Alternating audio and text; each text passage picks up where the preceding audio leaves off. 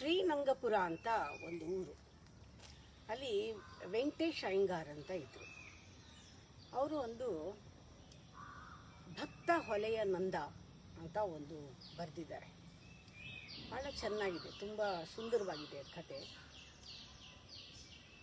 ಬಹಳ ಹಿಂದಿನ ಕಾಲದಲ್ಲಿ ಈ ಹೊಲೆಯನ್ನ ದೇವಸ್ಥಾನದೊಳಗೆ ಬಿಡ್ತಾ ಇರಲಿಲ್ಲ.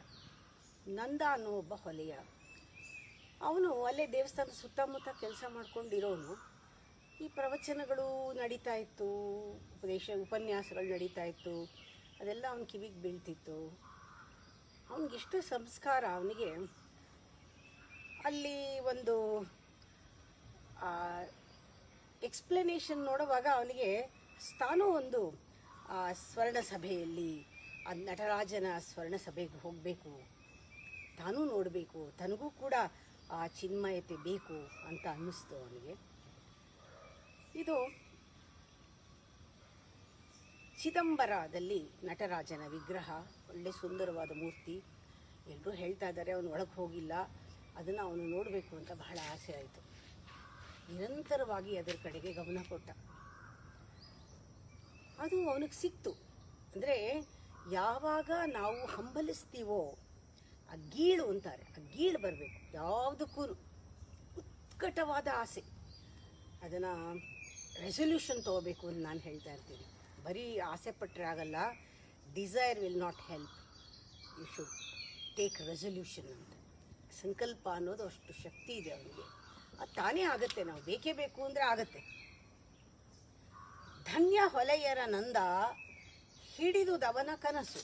ಅವನೊಂದು ಕನಸು, ಅಂದರೆ ಕನಸು ಅಂದರೆ ಮಲ್ಕೊಳ್ಳಲ್ಲ. ಕನಸು, ನನ್ನ ಕನಸಿದೆ, ಮೈ ಡ್ರೀಮ್ ಪ್ರಾಜೆಕ್ಟ್ ಅಂತಾರೆ.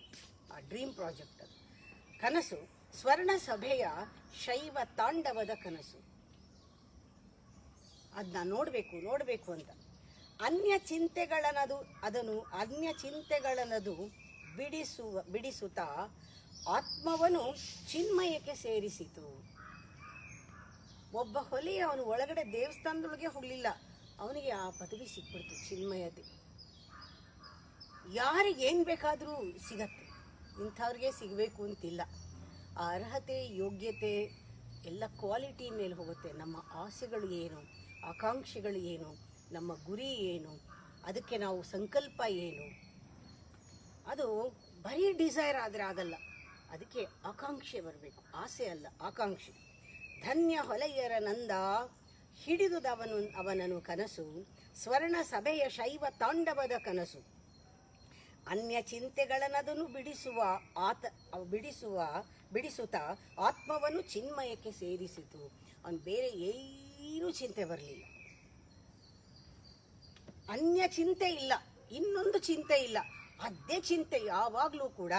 ನಾನು ಆ ನಟರಾಜನನ್ನು, ಆ ಚಿನ್ಮಯ ಮೂರ್ತಿನ ನೋಡಬೇಕು, ಚಿದಂಬರ ಮೂರ್ತಿನ ನೋಡಬೇಕು, ಆ ರಹಸ್ಯನ ತಿಳ್ಕೋಬೇಕು, ಒಳಗೆ ಹೋಗಬೇಕು. ಅದು ಇತ್ತಲ್ಲ ಕನಸು, ನನಸಾಗೋಯ್ತು.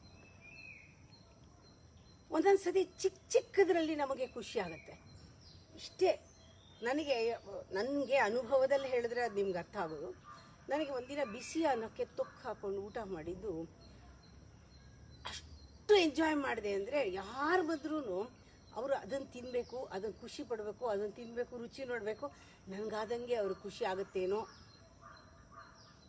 ನನಗೆ ಯಾವುದರಲ್ಲಿ ಸಂತೋಷ ಸಿಕ್ಕಿದೆ ಅದು ಪೂರ್ತಿ ಆಗೋದು ಯಾವಾಗ, ಫುಲ್ಫಿಲ್ ಆಗೋದು ಯಾವಾಗ ಅಂದರೆ, ಬೇರೆಯವ್ರಿಗೆಲ್ಲರಿಗೂ ಸಿಗಬೇಕು. ಇವರು ಅವರು ಅಂತಲ್ಲ, ಅವರು ತಿನ್ನಬೇಕು, ಇವರು ತಿನ್ನಬೇಕು, ಅವ್ರು ಚೆನ್ನಾಗಿದೆ ಅನ್ಬೇಕು, ಅವ್ರು ಖುಷಿ ಪಡಬೇಕು, ಜಾಸ್ತಿ ಜನಕ್ಕೆ ಹೋಗಬೇಕು, ಚೆನ್ನಾಗಿರೋವಾಗಲೇ ಎಲ್ಲರಿಗೂ ತಲುಪಬೇಕು. ಇದು ಬರುತ್ತಲ್ಲ, ಇದು ಬಹಳ ಮುಖ್ಯ. ನನ್ನ ರುಚಿನೇನೆ ಅವರ ರುಚಿ. ನಾನು ಎಂಜಾಯ್ ಮಾಡಿದರೆ ಅವರು ಎಂಜಾಯ್ ಮಾಡ್ತಾರೆ ಇದನ್ನು. ತನ್ನ ರುಚಿ ರಾಮ ರುಚಿ ಎನ್ನುವ ಶಬರಿ ಅಲ್ವಾ. ತನ್ನ ರುಚಿ ರಾಮ ರುಚಿ, ತನ್ನ ಸಂತುಷ್ಟಿ ಪರಿಪೂರ್ಣ ಒಪ್ಪುದು ರಾಮ ಸಂತುಷ್ಟಿಯಿಂದ.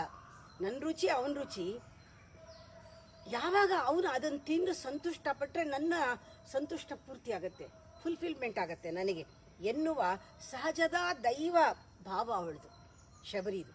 ಹೇಗೆ ನಂದನಿಗೆ ಒಂದೇ ಚಿಂತೆ ಇತ್ತೋ, ಅನ್ಯ ಚಿಂತೆ ಇರಲಿಲ್ವೋ, ಏಕಾಗ್ರತೆ ಇತ್ತೋ, ನೋಡಲೇಬೇಕು ನಟರಾಜನ್ನ ಅಂತ, ಹಾಗೆ ಶಬರಿಗೆ ರಾಮ ತಿನ್ನಲೇಬೇಕು ಇದನ್ನು. ನನ್ನ ರುಚಿನೇ ಅವನ ರುಚಿ. ಅವನು ತಿಂದರೆ ನನಗೆ ತಿಂದಿದ್ದು ಸ್ಫೂರ್ತಿ ಆಗತ್ತೆ, ನನಗೆ ಸಂತುಷ್ಟಿ ಆಗತ್ತೆ ಎನ್ನುವ ಸಹಜ ದೈವತ್ವ ಭಾವದಲ್ಲಿ ಧನ್ಯಳಾದಳು ಶಬರಿ. ಅವನಿಗೆ ಚಿನ್ಮಯತೆ ಸಿಕ್ತು, ಇವಳಿಗೆ ಧನ್ಯತೆ ಸಿಕ್ತು. ಹಾಗೆ ಯಾವುದಾದ್ರೂ ಒಂದು ಘನತತ್ವ ಜೀವನದಲ್ಲಿ ಇಟ್ಕೊಳ್ಬೇಕು. ದಿನ ರಾತ್ರಿ ಅದಕ್ಕಾಗಿ ನಮ್ಮ ಮನಸ್ಸಲ್ಲಿ ಹಂಬಲಿಸಬೇಕು. ನಮ್ಮ ಮನಸ್ಸು ಸೋಲ್ಬೇಕದಕ್ಕೆ. ಒಂದು ದಿನ ಖಂಡಿತವಾಗ್ಲೂ ಅದು ಪೂರ್ಣತೆ ಕೊಟ್ಟೇ ಕೊಡುತ್ತೆ. ಉದಾಹರಣೆಗೆ ಸೀತಾದೇವಿ, ಅವಳಿಗೆ ರಾಮ ಸೀತೆ ಇಬ್ಬರು ಸೇರಿದಾಗ ಅವಳಿಗೆ ಎಷ್ಟು ಖುಷಿ ಆಗುತ್ತೆ ಅಂದರೆ, ದೂತನಾಗಿ ಅವಳಿಗೆ ಸೇವೆ ಮಾಡಿದ ಹನುಮಂತನಿಗೆ ರತ್ನದ ಹಾರವನ್ನು ಕೊಡ್ತಾಳೆ. ಹನುಮಂತನಿಗೆ ಯಾಕೆ ಬೇಕು ರತ್ನದ ಹಾರ? ಅವಳು ಖುಷಿ. ಆದರೆ ಅವನು ರತ್ನದ ಹಾರವನ್ನು ಬಾಯಿಂದ ಕಚ್ಚಿ ಒಂದೊಂದು ಮಣಿನಲ್ಲೂ ರಾಮನನ್ನು ನೋಡ್ತಾನೆ. ಅಂದರೆ ಅವನ ಭಕ್ತಿ ಹೇಗಿತ್ತು? ದಿನ ರಾತ್ರಿ ಇನ್ನೊಂದಿಲ್ಲ, ಹನುಮಂತನಿಗೆ ರಾಮ ಬಿಟ್ರೆ ಬೇರೆ ಇಲ್ಲ. ರತ್ನದ ಹಾರದಲ್ಲಿ ರತ್ನ ಇಲ್ಲ, ರಾಮನೇ ಇರೋದು. ಘನತತ್ವ ಒಂದಕ್ಕೆ ದಿನರಾತ್ರಿ ಮನಸೋತು ನೆನೆಯಿದ ಇನ್ನೊಂದಿಲ್ಲ ಅಂತ ನೀಡುತ್ತ ಅದರ ಅನುಸಂಧ ಮಾಡೋದು ಅಂದರೆ ಅದರ ಧ್ಯಾನ ಮಾಡೋದು. ಒಂದೇ ಮನಸ್ಸಿನ ಚಿಂತನೆ, ಅನುಸಂಧಿಯಲ್ಲಿ ಜೀವ ಭಾರವನ್ನು ಮರೆಯುವುದು ಹನುಮಂತನ ಉಪದೇಶ ಮಂಕುತಿಮ್ಮ. ಹನುಮಂತನ ಉಪದೇಶ ಜ್ಞಾಪಿಸ್ಕೋಬೇಕು, ಶಬರಿ ಉಪದೇಶ ಜ್ಞಾಪಿಸ್ಕೋಬೇಕು, ಆ ಒಂದು ಹೊಲೆಯ ನಂದನ ಉಪದೇಶ ಜ್ಞಾಪಿಸ್ಕೋಬೇಕು. ನನ್ಗನ್ಸುತ್ತೆ DVGಯವರು ನಾಯಿ ಹತ್ರ ಬಹಳ ಒಳ್ಳೆ ಸ್ನೇಹ ನೋಡಿದ್ದಾರೆ ಅಂತ ನಂಗನ್ಸುತ್ತೆ. ಎಷ್ಟೊಂದು ಕಡೆ ಆ ಶುನಕ ಅಂತ ಹೇಳ್ತಾರೆ, ಆ ಶುನಕ ಉಪದೇಶ ಅಂತ ಹೇಳ್ತಾರೆ. ಶುನಕನಿಂದನೂ ಉಪದೇಶ ಆಗತ್ತೆ ಅಂತ. ಅಂದರೆ ಒಂದು ಕ್ಷಣದಿಂದ ಅನುಕ್ಷಣಕ್ಕೆ, ದಿನದಿಂದ ಮರುದಿನಕ್ಕೆ ಅನಿತಿನಿತರೊಳೆ ಬದುಕುತ್ತಾ ಆಯವನ್ನು ಕಳೆವ ಲಘು ಸಂಚಾರ, ಮನದ ಲಘು ಸಂಚಾರ ಒಂದು ಯೋಗದ ಉಪಾಯ, ಅದು ಶುನಕೋಪಾಯ ಅಂತ ಹೇಳ್ತಾರೆ. ಹೇಗೆ ನಾಯಿ ಈ ಕ್ಷಣ ಇಲ್ಲಿರುತ್ತೆ, ಇನ್ನೊಂದು ಕ್ಷಣ ಅಲ್ಲಿ ಇರೋದೇ ಇಲ್ಲ, ಇನ್ನೆಲ್ಲೋ ಹೋಗುತ್ತೆ, ಇನ್ನೆಲ್ಲೋ ಓಡಾಡುತ್ತೆ. ಆ ಬೀದಿ ನಾಯಿಗಳು ಓಡಾಡುತ್ತಲ್ಲ, ಸಾಕಿದ ನಾಯಿ ಬಿಟ್ಬಿಡಿ, ಬೀದಿ ನಾಯಿ ಅದು ತಿಳ್ಕೋಬೇಕು ಎಷ್ಟು ಬುದ್ಧಿ ಇರುತ್ತೆ, ಎಷ್ಟು ಚುರುಕಿರುತ್ತೆ. ಅದು ಆಕ್ಸಿಡೆಂಟ್ ಆಗಿ ಸಾಯೋದೇ ಬಹಳ ಅಪರೂಪ. ಅದು ಎಷ್ಟು ಚೆನ್ನಾಗಿ ನೋಡಿಕೊಂಡು ಕ್ರಾಸ್ ಮಾಡೋದೇನು, ಜನಗಳನ್ನ ತಿಳ್ಕೊಳ್ಳೋದೇನು, ಯಾವ್ಯಾವ ಟೈಮ್ಗೆ ಈ ರೋಡಲ್ಲಿ ಯಾರ್ಯಾರು ಬರ್ತಾರೆ ಎಲ್ಲ ಗೊತ್ತಿರುತ್ತೆ ಅದಕ್ಕೆ. ಕ್ಷಣದಿಂದ ಅನುಕ್ಷಣಕ್ಕೆ, ದಿನದಿಂದ ಮರುದಿನಕ್ಕೆ ಅನಿತಿನಿತರೊಳೇ ಬದುಕುತ್ತಾ ಆಯುವನು ಕಳೆವ. ಅದು ಮನಸ್ಸು ಹೇಗಿರುತ್ತೆ ಅಂದರೆ ಲಘು ಸಂಚಾರ, ಅಲ್ಲೇ ಓಡಾಡ್ಕೊಂಡಿರುತ್ತೆ. ಯಾವ ಸನ್ಯಾಸಿನೂ ಇಲ್ಲ ಅನ್ಅಟ್ಯಾಚ್ಡ್ ಆಗಿ. ಯೋಗದ ಉಪಾಯ ಇದು ಶುನಕೋಪದೇಶ, ಇದು ನಾಯಿ ಕೊಟ್ಟ ಉಪದೇಶ. ಅದರಲ್ಲೂ ಕಲಿಬೋದು, ನಾಯಿನಲ್ಲೂ ಕಲಿಬೋದು ನಾವು. ಅದಕ್ಕೆ ಅವ್ರು ಹೇಳ್ತಾರೆ, ಯಾವತ್ತಾದರೂ ನಿನಗೆ ನಾನು ನಾನು ನಾನು ನಾನು ಅನ್ನೋದು ಬಿಟ್ಟು ಯಾವುದಾದ್ರೂ ಒಂದು ದೊಡ್ಡದ ಅನುಸಂಧಿಯಲ್ಲಿ ಅಥವಾ ಚಿಂತನೆಯಲ್ಲಿ, ಒಂದೇ ಚಿಂತನೆಯಲ್ಲಿ ಇದಾಗಬೇಕು ಅಂತ ಅಂದ್ಕೊಂಡ್ರೆ ಅದು ಆಗತ್ತೆ.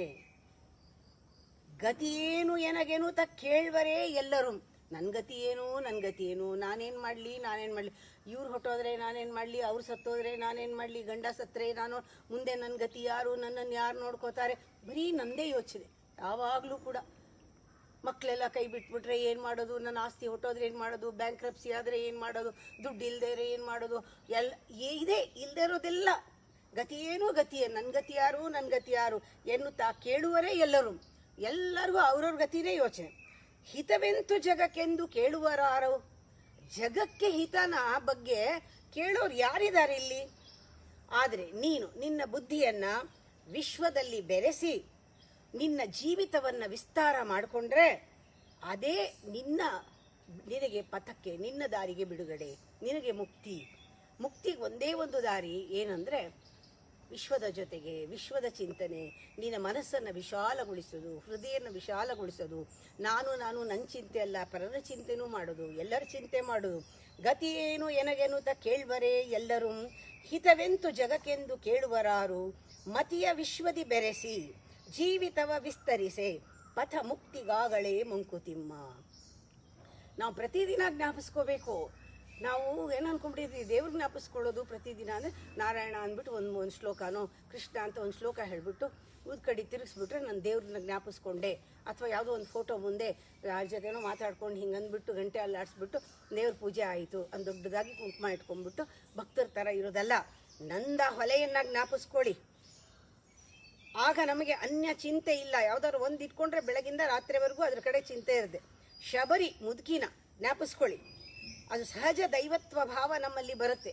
ನಾನು ಖುಷಿ ಪಟ್ಟಿದ್ದನ್ನು ಬೇರೆಯವ್ರು ಪಟ್ಟರೆ ಅದು ಖುಷಿ ಪೂರ್ತಿ ಆಗುತ್ತೆ, ಇಲ್ಲಿ ಪೂರ್ತಿ ಆಗಲ್ಲ ಅನ್ನೋದು. ಹನುಮಂತನ ಜ್ಞಾಪಿಸ್ಕೊಳ್ಳಿ, ಸೇವೆ ಭಾವ. ಹನುಮಂತನ ಜ್ಞಾಪಿಸ್ಕೊಂಡಾಗ ಇನ್ನೊಂದು ನೆನಪಿಲ್ಲ, ರಾಮ ಬಿಟ್ರೆ. ಆ ರೀತಿ ಅಷ್ಟೋ ಇಷ್ಟರಲ್ಲಿ ಸುಖ ಪಟ್ಕೊಂಡು ಓಡಾಡ್ಕೊಂಡು ಖುಷಿಯಾಗಿರೋ ನಾಯಿ ಜ್ಞಾಪಿಸ್ಕೊಂಡ್ರು ಸಾಕು. ಅದಕ್ಕೆಷ್ಟು ಸಂಸ್ಕಾರ ಇದೆ. ನಮ್ಮ ಗುಡ್ಡದಲ್ಲೇ ಹೇಗೆ ಸ್ವರ್ಣ ಸಭೆಯ ಒಂದು ಶೈವ ತಾಂಡವವನ್ನು ನೋಡಬೇಕು ಅಂತ ನಂದ ಹೇಳ್ದ. ಪ್ರತಿ ಶುಕ್ರವಾರ ಗಂಟೆ ಬಾರಿಸಿದ ತಕ್ಷಣ ಆ ನಾಯಿ ಬಂದು ಅದು ಮಂತ್ರ ಹೇಳ್ದಂಗೆ ಅದು ಜೋರಾಗಿ ಅದು ಬಗಳೋದು ನೋಡಬೇಕಿಲ್ಲಿ. ಅದೊಂದೇ ಸಾಕು, ಎಷ್ಟು ಗೊತ್ತಾಗತ್ತದಕ್ಕೆ. ಹಾಗೆ ಆ ಚಿನ್ಮಯನಾಗ್ತಾನೆ ನಂದ, ಧನ್ಯಲಾಗ್ತಾಳೆ ಶಬರಿ. ಅನುಸಂಧಾನದಿಂದ ರಾಮನ ಒಂದು ಚಿಂತೆ ಯಾವಾಗಲೂ ಅವನಿಗಿರುತ್ತೆ. ಲಘು ಸಂಚಾರದಿಂದ ನಾವು ನಾಯಿ ಹತ್ರನೂ ಒಂದು ಶುನಕನ ಹತ್ರನೂ ಉಪದೇಶವನ್ನು ತಿಳ್ಕೊಳ್ಬೋದು. ಜೀವನದಲ್ಲಿ ಲಘುವಾಗಿ ನಡ್ಕೊಂಡು ಹೋಗ್ತಿರ್ಬೇಕು. ನನ್ಗತಿ ಏನು ಅಂತ ಯೋಚನೆ ಮಾಡೋಕ್ಕಿಂತ ನಾನಿರೋದು ಇಷ್ಟೇ ದಿವಸ, ಇಷ್ಟು ದಿವಸ ಇರ್ತೀನೋ ಅಷ್ಟು ದಿವಸ ಇರ್ತೀನಿ. ಅಷ್ಟು ದಿವಸ ಎಲ್ಲರೂ ಚೆನ್ನಾಗಿರಬೇಕು. ಎಲ್ಲರೂ ಚೆನ್ನಾಗಿದ್ದಾರಾ? ಲೋಕ ಚೆನ್ನಾಗಿದೆಯಾ? ಲೋಕ ಸಮಸ್ತ ಸುಖಿನೋ ಭವಂತು ಬರೀ ಮಂತ್ರ ಅಲ್ಲ, ಇದು ನಿಮ್ಮ ಜೀವನದ ಉಸಿರಾಟದಲ್ಲೇ ಸೇರಿಕೊಳ್ಬೇಕು ಅಂತ ಬಹಳ ಕ್ಲಿಯರ್ ಆಗಿ ಮಂಕುತಿಮ್ಮನ ಕಗ್ಗಾಲಲ್ಲಿ ನೆನಪಿಸಿ ಹೇಳ್ತಾರೆ.